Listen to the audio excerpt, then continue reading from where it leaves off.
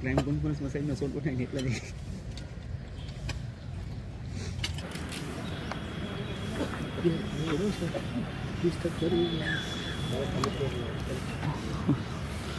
એટલે ક્રાઇમ કોન્ફરન્સમાં સાહેબને સોલ્વ થાય ને એટલા જ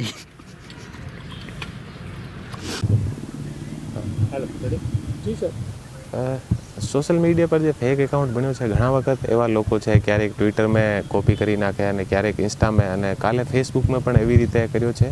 આને પાછળ આ લોકોનો ઉદ્દેશ્ય ફ્રોડ કરવાનો હોય છે અને અમે લોકોને આ વસ્તુનું ધ્યાન છે, એટલા માટે અમારી જે સાયબરની ટીમ છે આને પણ અમે લોકો પહેલાંથી આ વસ્તુથી માહિતીગાર કરેલા છે. એ પણ સોશિયલ મીડિયા પર જોતા રહે છે. તો કાલે પણ એક એવું મેટર સામે આવ્યો હતો.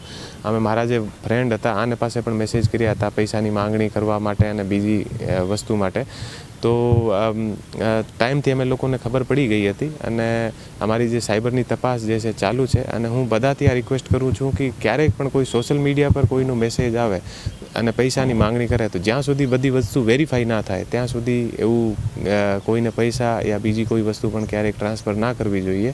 અને જ્યાં મારો એવું કહેવાનું છે કે સોશિયલ મીડિયાનો જે યુઝ છે એ બહુ સોચી સમજીને અને બહુ સજગતાથી કરવો જોઈએ.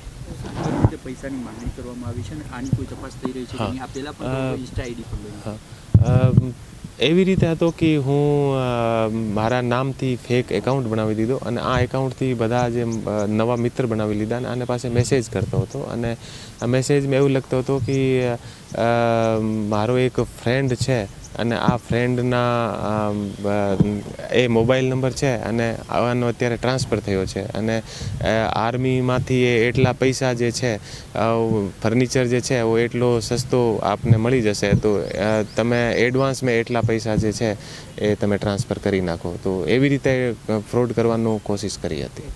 કોઈ તપાસ ચાલી રહી? હા, અમારી સાયબરની ટીમની તપાસ ચાલુ છે.